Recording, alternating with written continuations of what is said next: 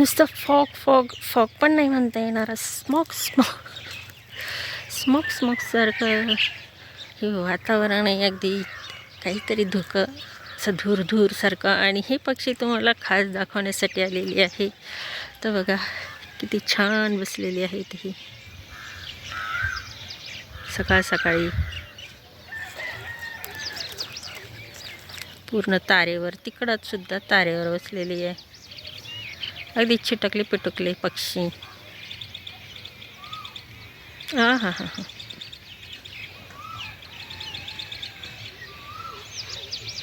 बघा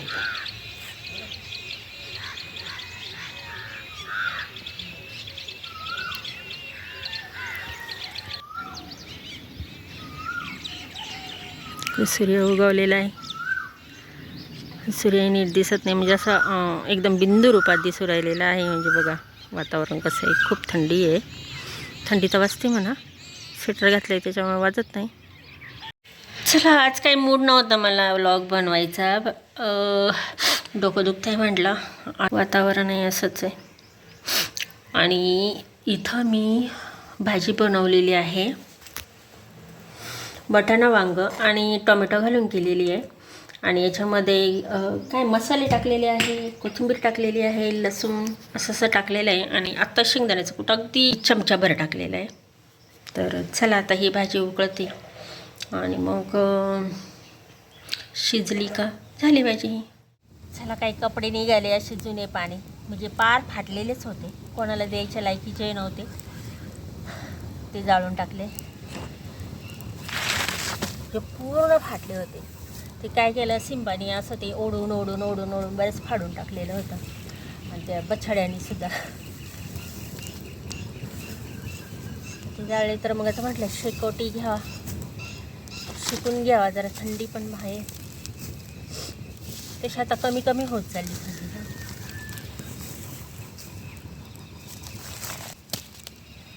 तर पिशवी चांगली म्हटलं काल जाळा, त्याचा बंदबिन नाही तुटेल. पाय पुसणं लागत, त्याचा आता फरच्या धुवायच्या म्हटल्यानंतर पाय पुसणं लागत, ते ठेवून द्यावं म्हटलं. चला या शेकायला. आता शहरामध्ये थंडी कमी पडली असं म्हणा, पण इकडं गावाकडं आहे ना काय होतं, असं मोकळी मोकळी हवा आहे ना, इकडून वारं इकडून वारं इकडून वारं सगळीकडून वारं,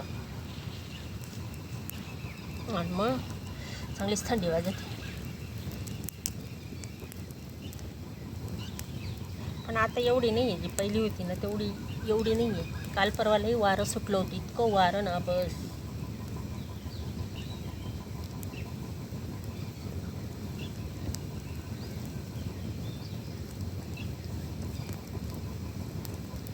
सकाळची थंडी हलकीशी स्पर्श करणारी असते, ती अंगावर आदळत नाही तर अलगद येऊन कानात हळूच कुजबुजते.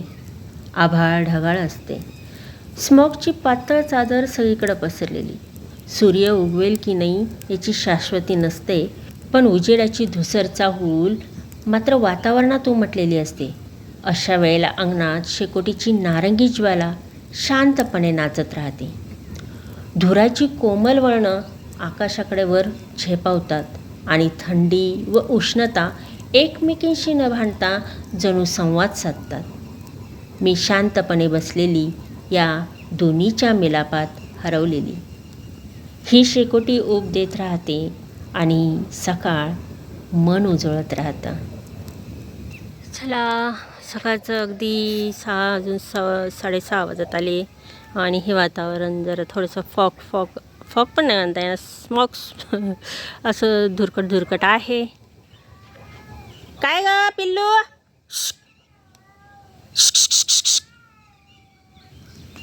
कोण आहे, बोका आहे का मांजर आहे आपली काय म्हणते, तिचं आरडते. सकाळी तिला एवढं म्हणजे चांगलं ग्लास भरून दूध दिलं, अशी टम फुगली होती. तिचं पोटचं भाग आहे ना भरलेला असा पूर्ण दिसत होता. आता हे कुत्रा आले, ह्या कुत्र्याला काहीतरी पोळी टाकते येते सकाळ सकाळी. हा कुत्रा त्याला अजून मला शेकायचं आहे, मी ठेवलं आहे तसंच, त्याला पोळी तर देते.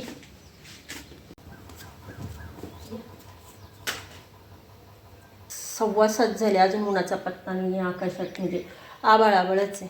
तर माझे केस आहे ना आता खूप पांढरे झालेले.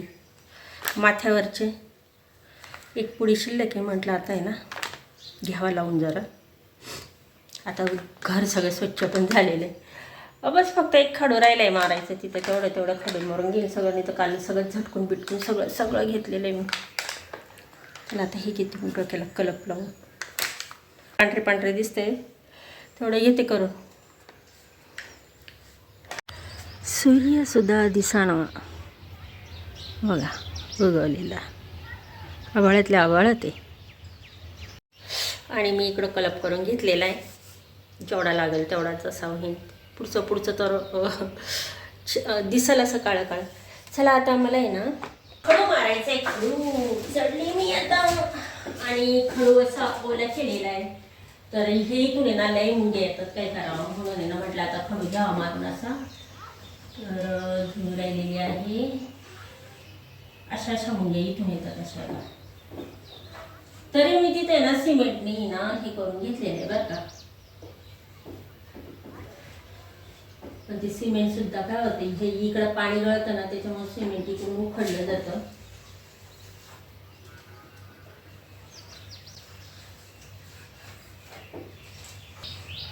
एवढाच भाग राहिलेला होता माझा खडू मारून घ्यायचा. तर डबल टिबल इथं म्हणजे इथून मुंग्या येणारच नाही. हे इथून फाटीतून येतात मुंग्या, असं होतं ते.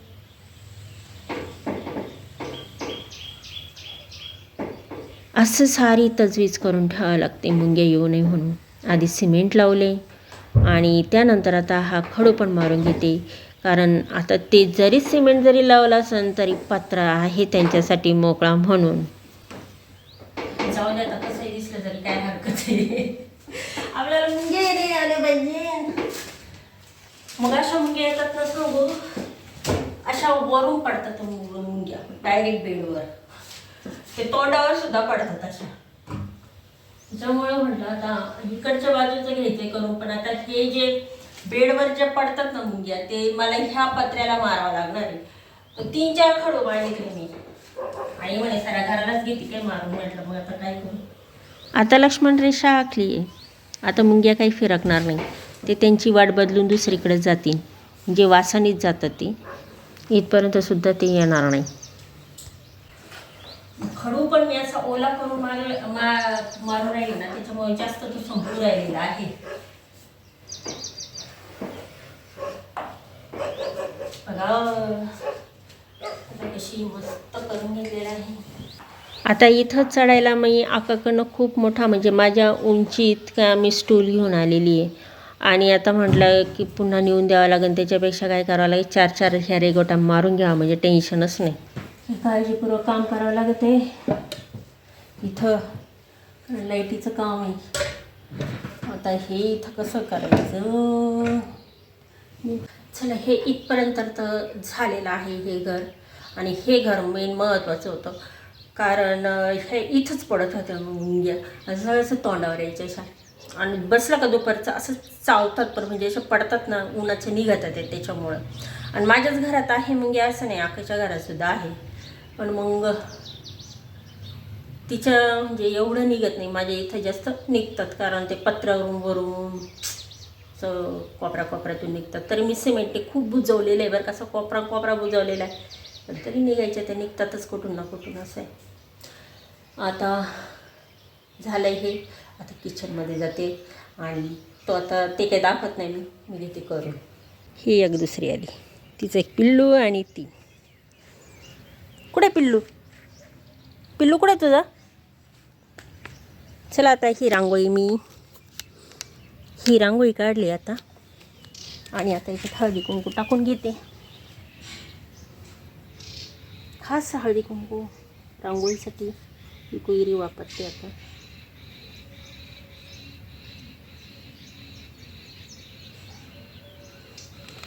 चला झाली छान अशी.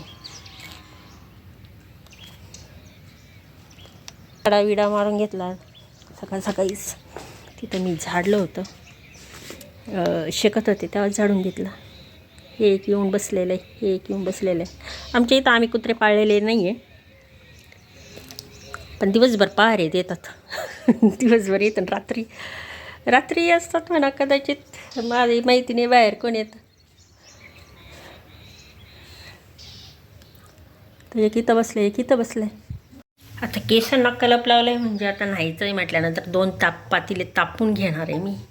हे एक झालं आहे, अजून एक घ्यायचं आहे. तोपर्यंत मी शेंगा निवडून ठेवल्या आणि भाजी बनवणार आहे गवारीच्या शेंगाची. तर त्याच्यासाठी मी आता साहित्य काय घेणार आहे हे एवढं दाखवते आणि अशीच बनवणार आहे ही, म्हणजे असंच सांगते तुम्हाला कशी बनवणार आहे. शेंगदाणे, मिरची आणि लसूण हे ठेचून घेणार आहे. अर्थात आता लाईट गेलेली म्हणून मी खलबत्त्यातच हे कुटून घेणार आहे. आणि मग काय, कढईमध्ये तेल टाकीन, त्याच्यात जिरे मोहरी टाकीन आणि हे सर्व कुटलेलं टाकून ही भाजी टाकन. धुवून चांगली 2दा-3दा धुवून मग मीठ टाकन आणि मग थोडंसं पाणी शिजायला टाकीन आणि अशी भाजी बनवणार आहे. तर थोडा रस्सा धरला तर धरण, नाही तर एवढी काही गरज नाही. तर चला, हे मी अशा पद्धतीने ही गवारच्या शेंगाची भाजी करणार आहे. तर आता समजलं असं. काय करावं बाई आभाळाला, आज दिवसभर असंच आभाळ. ऊन काहीतरी आलं थोडं आणि गेलं. चला, आता संध्याकाळ झालेली आहे आणि मी आता स्वयंपाकाची तयारी करते. पण लाईट नाही आहे ना, लाईटीची वाट पाहू राहिलेली आहे. पण तयारी तर करून ठेवली. घरात तर नुसता अंधारच आहे. इकडं पीठ मळून ठेवलेलं आहे आणि म्हटलं थोडा शिरा करावा. तर हे पण इथं आणून ठेवलेलं आहे सगळं तयारी. आणि आता घेते चपाती करून आणि शिरा पण करून घेते, थोडाफार करते. चला मग आता पेटवते गॅस. कारण काय, मग अंधार पडला ना, लाईट कधी ती कधी नाही, 7 वाजतात कधी. तर मग त्याच्या अगोदरच आपलं हे करून घेतलेलं बरं आहे. कारण अंधार राहिला तर पडन